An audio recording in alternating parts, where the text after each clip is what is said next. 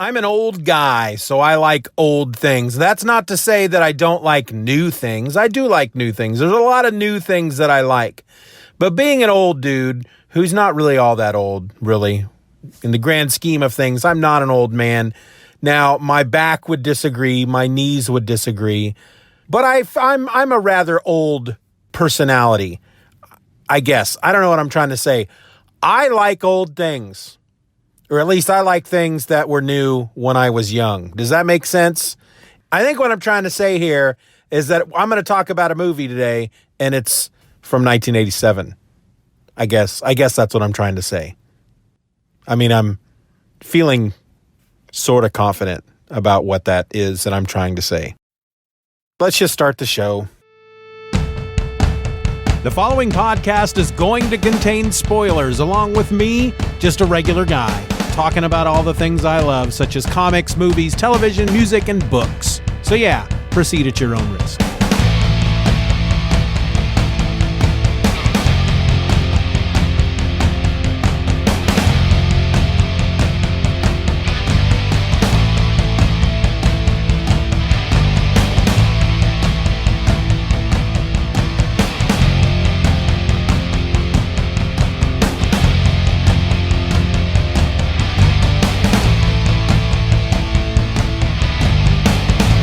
Welcome to another episode of Just Another Fanboy. I'm your host.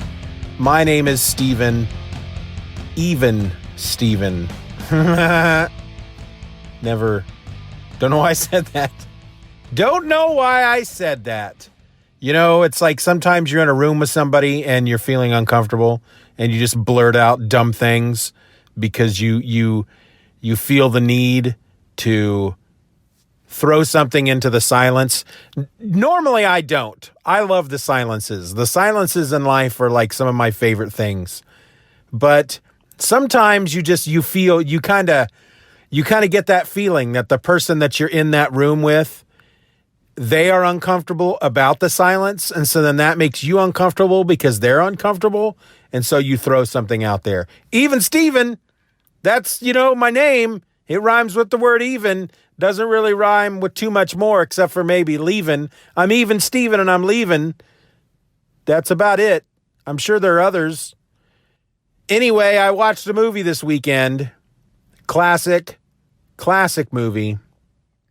I don't know how many times I've seen it, but as I'm watching it with my wife, I'm trying not to cause her to be annoyed with me because I keep saying the lines from the movie before the actor or actress says them. Now, the movie I'm talking about is from 1987, and it's Raising Arizona with Nicolas Cage, Holly Hunter, John Goodman's in there, Randall, Tex Cobb is in there.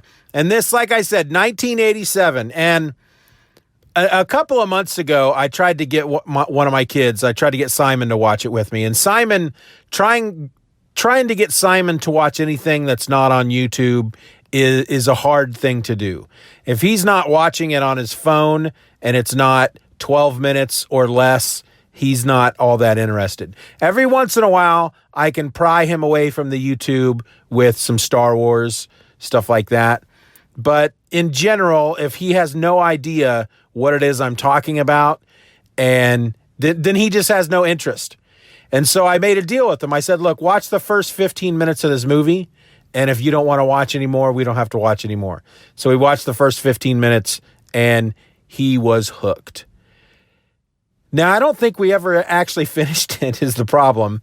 I can't remember why. Something came up and we weren't able to finish it.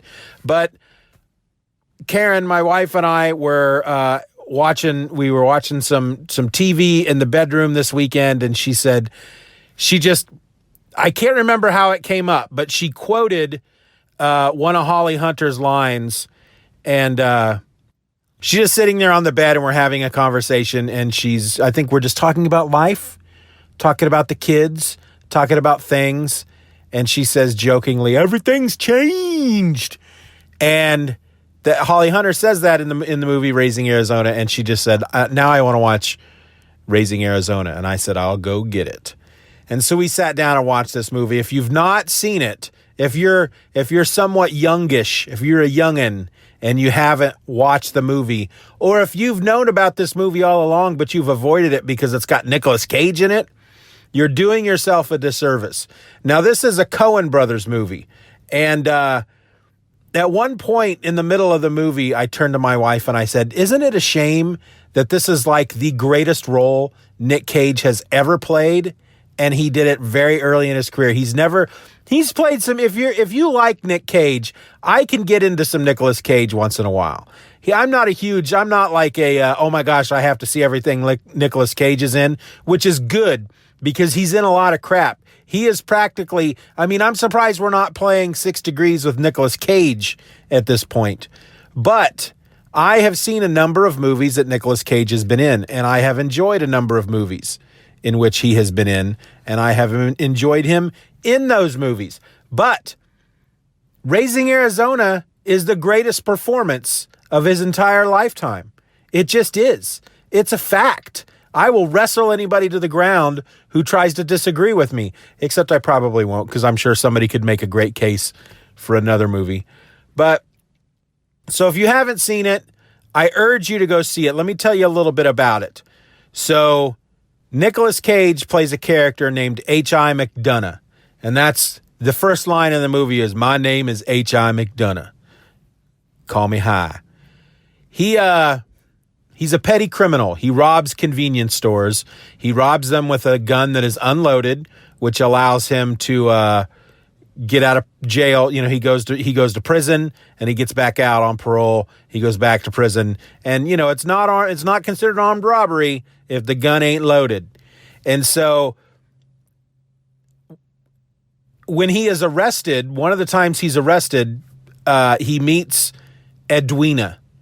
Ed. That's played by Holly. She's played by Holly Hunter, and she's the officer that is processing him.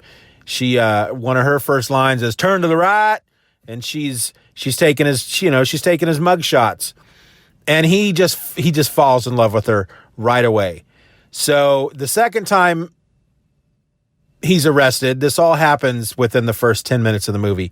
The second time he's arrested, she's processing him, but she's in tears, and he asks her what's wrong, and she says, "My fiance left me." And he tells her that you tell him, you see him, that he's a damn fool. And he basically, he doesn't quite profess his love to her, but he pretty much tells her that he thinks she's the greatest thing since sliced bread. So then the third time he is arrested, he asks her to marry him. No, that's not true. He gives her a ring, because then after he gets out of prison that third time, he comes into the court. He comes into the station to ask her to marry him, because it's such a funny moment, because she's processing another criminal, and he's at the board where she's taking his photograph, and he comes in and he tells her, I don't remember his exact line, but he says his line to her that's basically like, I'm asking for your hand in marriage.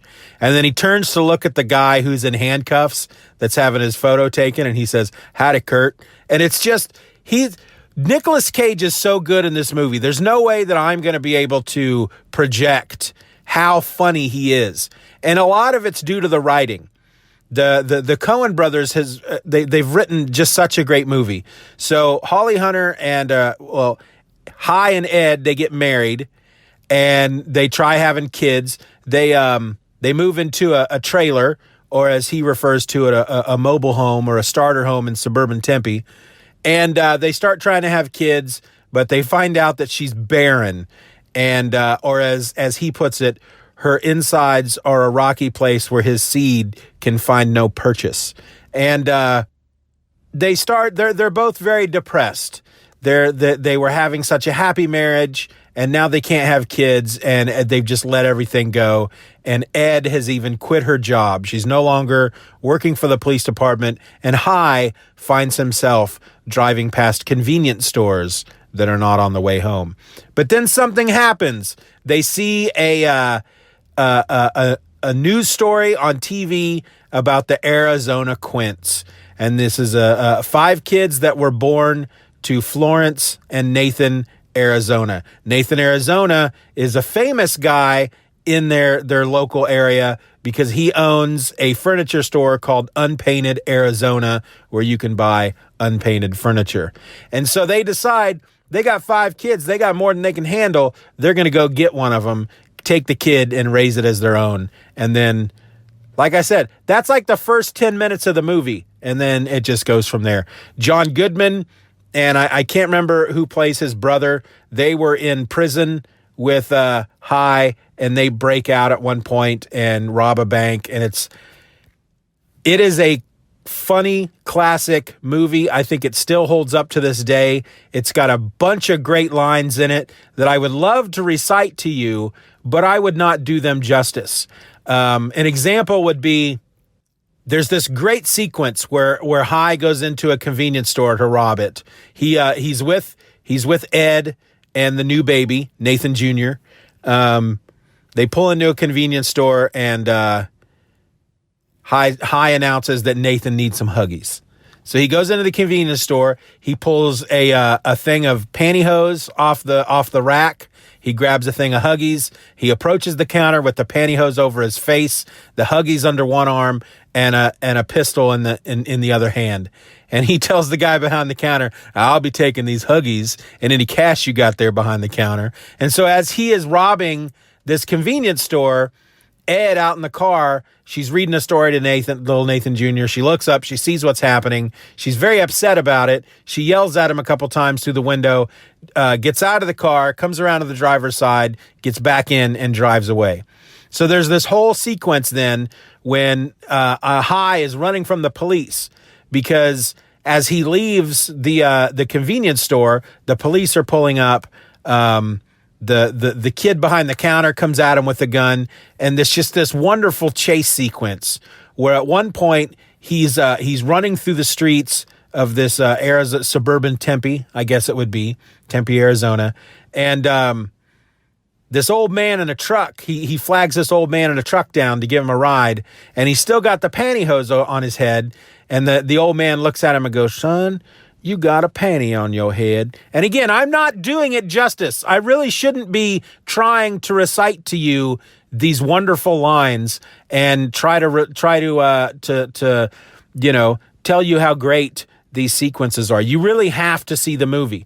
If you are a fan of the Coen brothers, you've probably already seen it, but if you haven't, I really urge you to. It's such, I don't know why I'm still talking about it, because I've mentioned it over and over and over. It's a wonderful movie. I think everybody should see it at least once in their lives, especially if you're not a fan of Nick Cage. If you have avoided all Nick Cage movies because you don't like him as an actor, you should really try Raising Arizona, because it's almost like it's not Nicolas Cage. He is H.I. McDonough. He is a completely different person. So I'm begging you to give this movie a chance. I can't imagine that there's people out there that haven't seen it. Anybody that's my age, if you haven't seen it, if you were born in the, if you grew up in the 80s, you've seen this movie more than likely. But if you haven't, if you avoided it, go see it. And here's the thing. Here's what I want you to do. I'm giving you all a homework assignment. Whether you've seen the movie or not, I want you to go watch the movie as soon as humanly possible. Go watch it and then report back to me at feedback@stephenorelse.com and just give me your thoughts on the movie. Even if you've watched it recently, if you've watched it recently enough or often enough that you don't have to go out and watch it to go give me your thoughts, just give me your thoughts, and maybe we'll talk about them again. We'll talk about it again on a later episode, or we'll do a Raising Arizona feedback episode in which I go through everybody's thoughts and comments. But I'd really love to hear from people who've never seen it and then go out and watch it and, rent it. Unfortunately, I don't know that it's available on any streaming services. I don't know. I haven't looked that up at this point. We just happen to own it on DVD. But yeah, I'd really be interested to hear what people who've never seen it, how they perceive the movie, what the movie does for them, how it makes them feel. Because I've seen it at least double digits, at the least. And I'm talking maybe mid to low double digits. I don't know, 20, 30, 40 times. Who knows? But I've seen it enough that I can speak most of the dialogue before they say it, and yet I laugh every time I watch it. Raising Arizona, folks. That's my episode. I'm Steven, and I'm just another fanboy. Be nice to each other.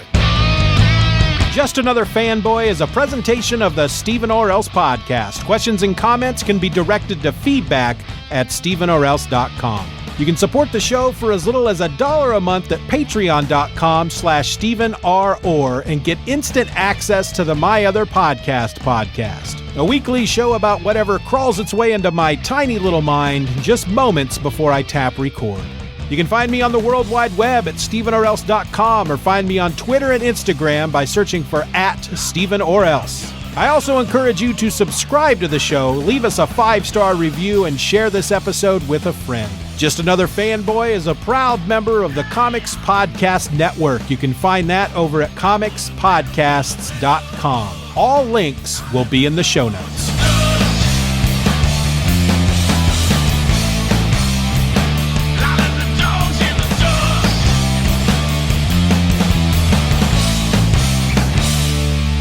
Bye-bye, Daddy. Bye-bye, Daddy. Good job.